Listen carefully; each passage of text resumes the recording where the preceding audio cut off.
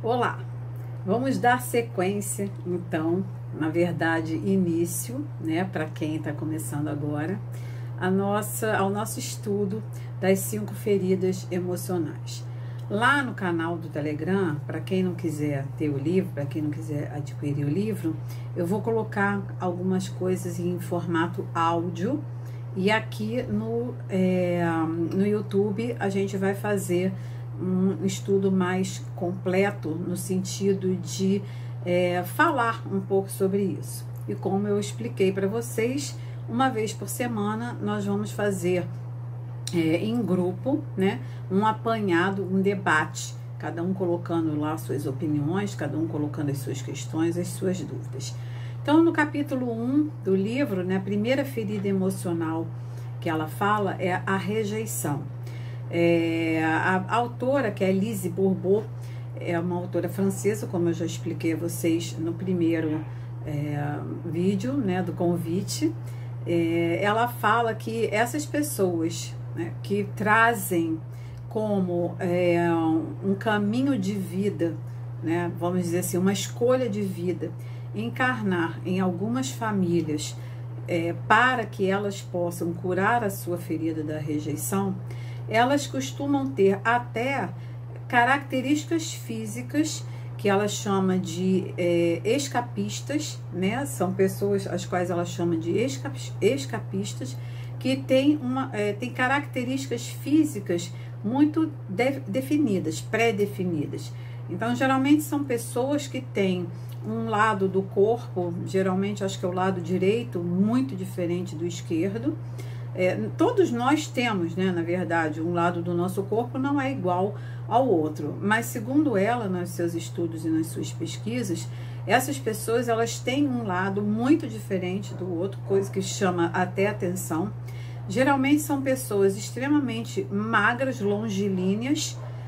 Eu poderia ser, né? Talvez até seja, quem sabe, uma escapista, só não sou longilínea, eu acho que eu sou, sei lá, pequena, né? Eu sou mignon, mas pelo que eu li, né, pelo que eu entendi da descrição dela, são pessoas longilíneas que até andam, de uma certa forma, curvadas, exatamente para que elas possam se esconder.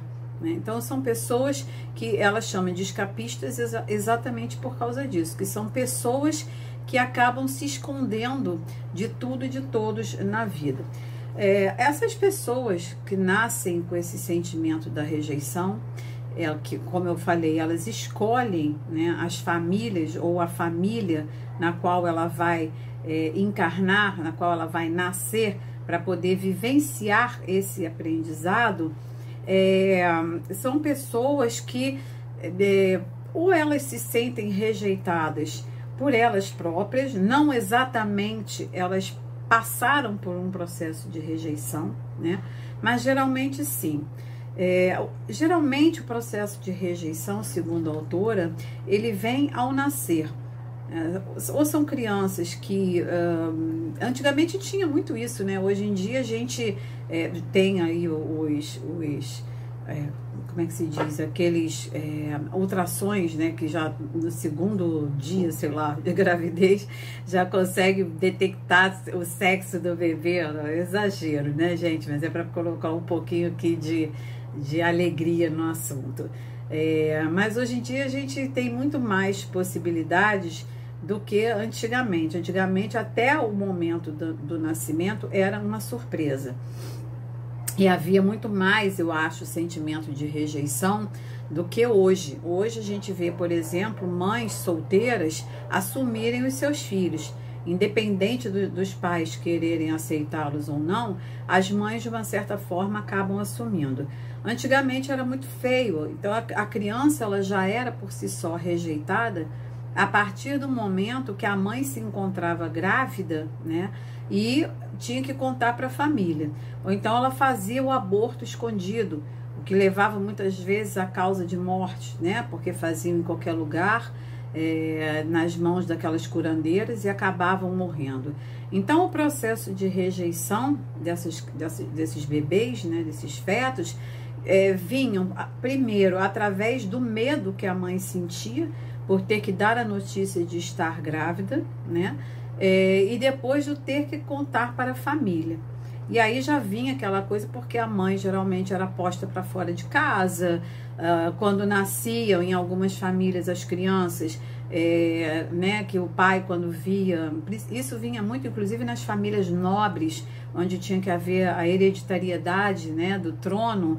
Então quando a criança nascia e era uma menina, o pai rejeitava, tratava como se fosse não filha, né? Isso, gente, isso aí não tá no livro não, tá? Isso aí é uma suposição que, como eu falei, lá no áudio do Telegram, eu vou colocar uma leitura mais específica do livro, mas aqui eu vou colocar meus estudos de aprendizados de vida e também daquilo que eu lido, né, com os meus clientes, que eu lido com muitas questões de rejeição. E eu não faço, por exemplo, terapia de regressão, mas quando eu vejo que há necessidade, eu indico, né, para pessoas da minha confiança. Ou então eu indico para pessoas da minha confiança que vão fazer uma constelação familiar.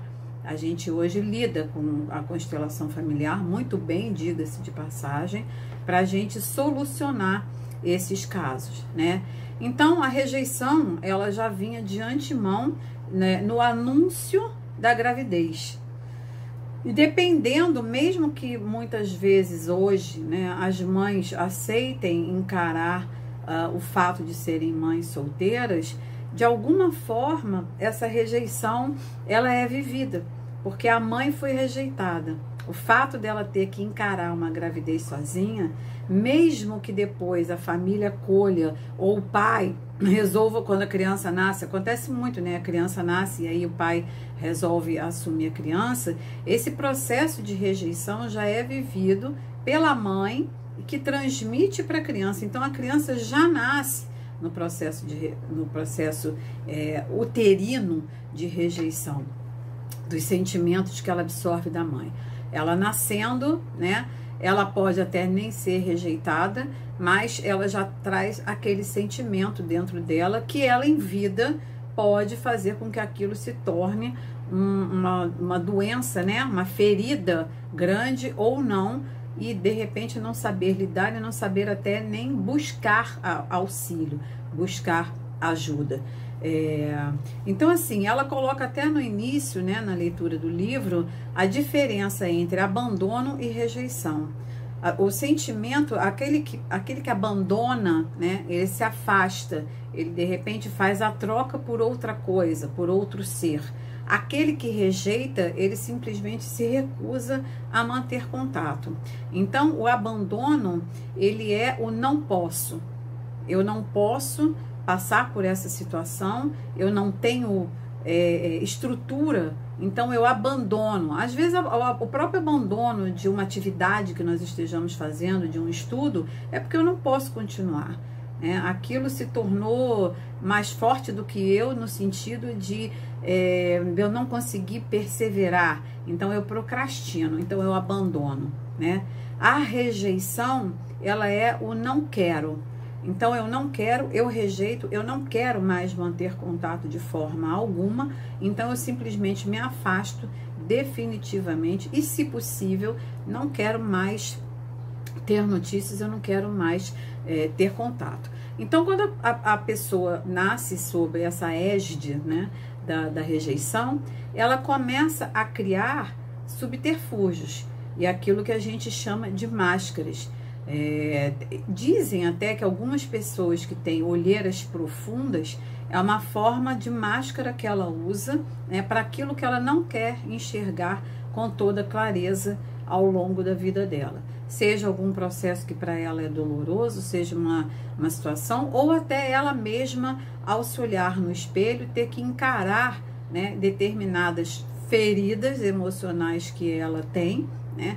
E aí ela cria essa máscara. Então é como se ela usasse, né, as olheiras como uma forma também de se esconder. Isso tudo é muito metafórico, tá, gente? Isso tudo é muita coisa do nosso subconsciente. Por isso que a gente tem que estar sempre buscando auxílio terapêutico, né? Não só das terapias holísticas, das terapias integrativas. Enfim, aliás, para quem não me conhece, né, eu demorei um tempinho aqui propositalmente para me apresentar, eu sou Ana Tereza Valério, eu sou terapeuta holística e integrativa. Por que integrativa? Porque, na verdade, o meu trabalho é integrado a outras terapias de outros profissionais, sejam eles ligados à área médica, eu trabalho com alguns médicos, seja o meu trabalho ligado a outros terapeutas holísticos, né? Eu trabalho com parcerias de terapias holísticas, porque mesmo que eu tenha formação em algumas delas, eu não assumo todas elas. Hoje o meu trabalho ele é muito voltado para o auxílio, né, da cura da dor emocional através do tarô terapêutico e do tarô psiônico, que é uma ferramenta. Depois eu vou fazer uns vídeos explicando cada ferramenta minha de atendimento. Eu acho que isso faz um pouco falta aqui no canal, e até para que as pessoas possam, de repente, quando me procurarem, saberem exatamente ou mais ou menos aquilo que elas gostariam de ter como auxílio, né? Então, o meu trabalho hoje é muito fundamentado nisso, no uso do tarô terapêutico, que está muito longe de ser uma ferramenta de uso adivinhatório, mas é uma ferramenta de auxílio, é uma anamnese das características que você traz em vida e das energias que você está expectando em determinadas áreas, né? Seja na área emocional, na área financeira, na área material, de você conseguir ou não se posicionar e co-criar a sua realidade, né? Então eu lido muito com as feridas emocionais. Então, voltando aqui, né, esse uso de máscaras é uma fuga, né, daquela realidade que eu não quero aceitar.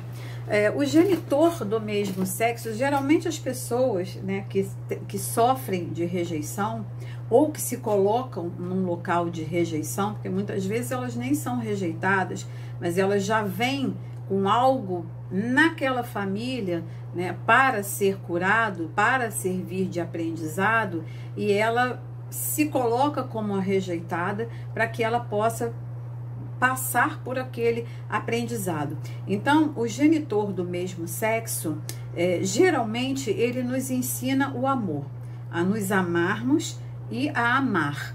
E o genitor do sexo oposto, geralmente, ele nos ensina a receber o amor.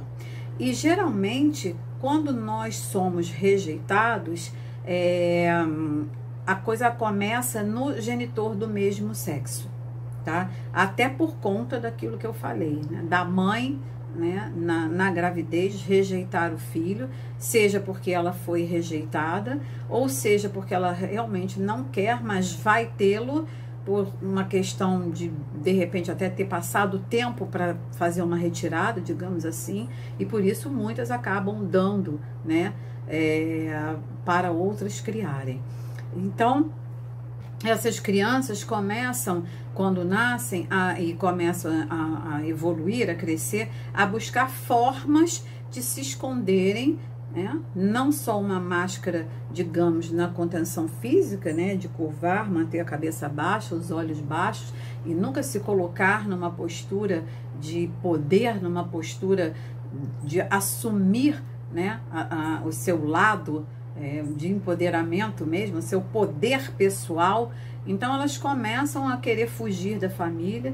Tem muitas que gostam de ir para a escola porque elas fogem do âmbito familiar, e não porque na escola elas vão se sociabilizar. Pelo contrário, geralmente são crianças que no âmbito escolar também ficam sozinhas, né? Também escolhem atividades para fazer sozinhas, ou não conseguem também evoluir no contexto social a ponto de se encaixar em algum grupo para brincar.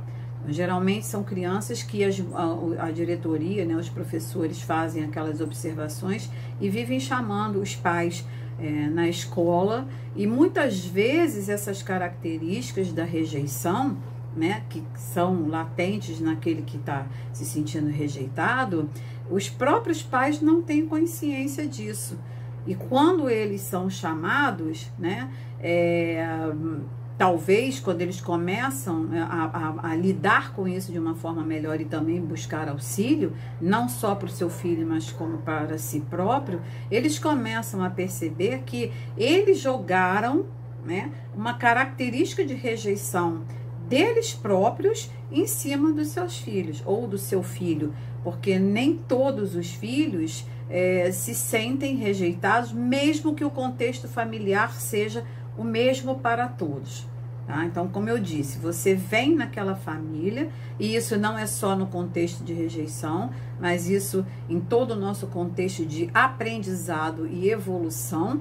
Nós escolhemos essa família para que todos da família se integrem e curem as suas feridas emocionais, porque todos temos feridas emocionais, né? Então, muitas vezes o pai rejeita porque ele foi rejeitado. Ele não soube lidar com aquela situação. Quantas vezes a gente vê, principalmente em filme, né? Tem muitos filmes que a gente vê que o pai fala: ah, se você sumir da minha vida é um favor que você me faz. Nossa, maior rejeição do que isso?